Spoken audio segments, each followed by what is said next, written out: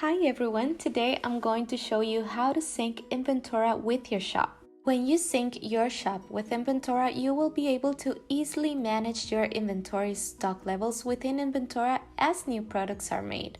When you sync to multiple shops such as Etsy and Shopify, you will also be able to view all of your customers in one spot in Inventora, as well as sales and reports. The WooCommerce integration is finally here. Today, I'm going to show you how to sync Inventora with your WooCommerce shop. Let's start. Go to the business name, click on Settings, scroll down and you're going to see Integrations. Click on Connect Shop in WooCommerce, copy your shop URL, click on Continue, and we'll ask you if you want to log in to Inventora using your WordPress account.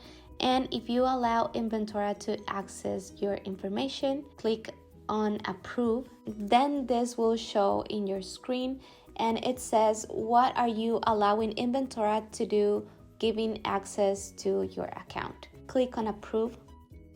And the last step is to match your products in Inventora with your products in WooCommerce. We automatically match the products that have the same name. You can also choose which stock level do you want to use. If you want to use the stock level in WooCommerce or the stock level that you have in Inventora. And if you have a product in WooCommerce but not in Inventora, we also allow you to create a new product. Click on Sync Products and you will see that all the products are connected. You are able to see your WooCommerce sales and you are also allowed to see your WooCommerce sales reports. You can go back to your settings and view all the details of your connection. You can resync products, view products, change location, or remove the connection. This is how you sync Inventora with your WooCommerce shop.